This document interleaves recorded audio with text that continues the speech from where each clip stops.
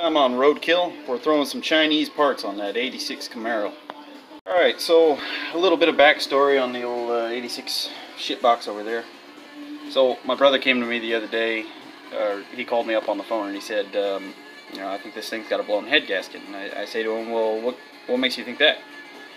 Well, it overheated, it's running bad, and he said something about white smoke in the exhaust.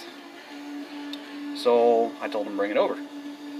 He brings it over, I take a look at it, I put the combustion leak tester on the radiator, and everything's all good. I do a compression check on it, and after tightening up all his hose clamps, which he left loose, the thing held pressure just fine. So, but when I shut off the engine, after running it for a while, it dieseled for like a minute straight. So I assume that's what he meant by it running bad. And I looked at him and I said, how long has it been doing that? Oh, wow. Well, did you try timing it? No, I couldn't. Because the balancer apparently is falling apart. And what happens on, and it can happen on any kind of motor, is that on the harmonic balancer, there's a layer of rubber that holds the two halves together. And when that rubber deteriorates, sometimes your timing mark can bounce around when you're trying to adjust timing. So we're going to replace that, and seeing as how this thing's got 150,000 miles on it, we're going to do a timing chain too. So I'm going to take you guys along with me and my brother, and we're going to show you how to do it. So in addition to the job we're doing today, I've got dinner cooking up right here in the old master-built smoker. Now, I've always been kind of a traditionalist when it comes to barbecue. You know, I have a charcoal burner, and for the longest time that was the only way to go. But somebody gave me this thing for free, and honestly, you can't beat that.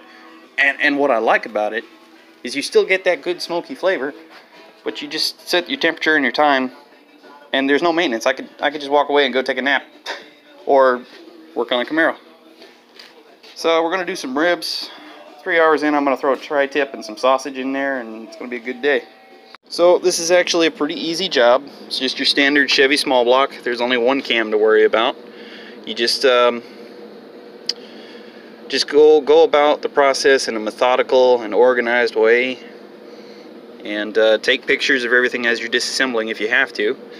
Get yourself a bucket for your bolts, and all you got to do is you got to start by getting your AC compressor out of the way. We're going to start taking the belts off. AC compressor, alternator, water pump.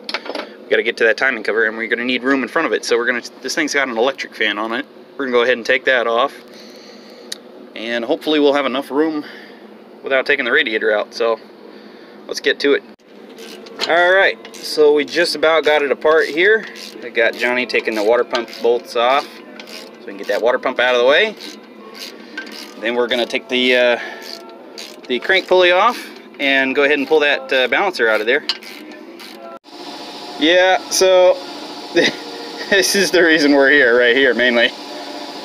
You can see this thing is completely separated, and it's actually rubbing on the timing cover. And you were driving around for how long like that? Long enough. Okay, so you want to make sure that all your bolts are even here on your puller. Okay, Johnny? Yeah. Okay, YouTube? Alright, just about like that. And I'm going to go ahead and maybe we have room to throw the impact on here. You guys might have to do this with a socket and ratchet, because not everyone has one of these low profile impacts. But you're going to go ahead and just tighten that up, and it's going to pull the balancer off of the crankshaft.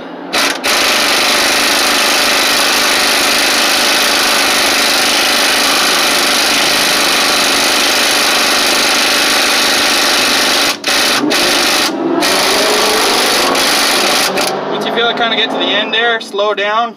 You don't want to drop the thing, and just wiggle it off. And yeah, that is pretty bad. See where it's all shiny right here? Been rubbing on your timing cover for a while. Look at that. All right, go ahead and pause. Oh boy, this is This is not the worst one I've seen, but definitely needs to be changed. Along with the gears here, you can see this one's got the old plastic timing gear teeth that GM was famous for. So we're going to replace these with some steel ones. Okay, so now that we're here, you're going to want to take and turn the crank to line up your timing marks, which are going to be a couple of little dots right here on the cam gear and right there on the crank gear. You're going to want to try and get those as lined up as possible. And if you don't have the tool for it, take your balancer like this and stick some bolts in there and use the pry bar to turn it around until you're lined up. Then you're going to go ahead and take these bolts out right here. They should be 1/2 inch, and you go ahead and pull your chain off. Alright, so once you get your timing chain and cam gear off, usually the timing set that you buy is going to come with a crank gear too. So to get that off, these things are pressed on. These are a press fit. You're going to need yourself a 3-jaw puller. And you're going to want to put that on there and go ahead and pull it off. So let's get to it here. Alright, go ahead. Okay, so some old timers, and in fact I used to do this at the shop I used to work at, we'll just, once I put the timing chain on the motor, throw a clump of grease in there and call it good. But you want to get lubrication in all of these links. Get it in there really good, or else you're going to stretch it out before you even have a chance to wear it out. So I got some leftover oil here, some whatever, anything will work. And we're just going to go ahead and soak it before we throw it on there. Okay, so once you got your crank gear pulled off of there, you're going to go ahead and you take your new one. If you have some paint, go ahead and mark the dot and find yourself a large socket. Alright, push this on as far as it'll go. Gently tap it on with a hammer. Find one that'll fit over the shaft and drive her home, listening carefully. And once it starts going ding ding ding, quit banging on it because it's fully seated against the crank.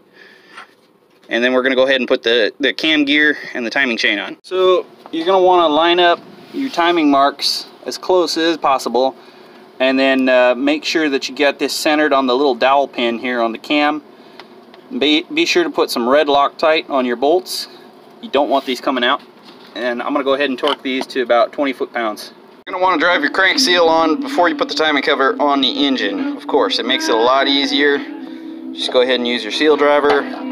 Get it in there square. Don't push it in too far on either side. Don't put it in crooked. Alright? Also, one thing that's going to make your life way easier, although it's a hack thing to do, go ahead and just take some tin snips and just snip the corners off of where the front of your pan gasket goes here. Believe me, it'll make your life a lot easier. Okay, so you're going to want to put your timing cover gasket on the block. Paint it with a little gasket sealant and stick it on there. Make sure you've got the dowels in the right place. There's little locating dowels right here.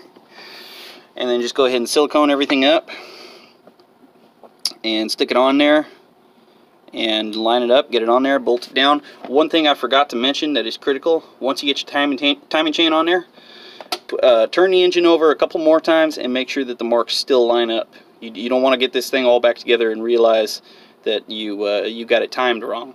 That would not be a fun time. So we got our balancer on there.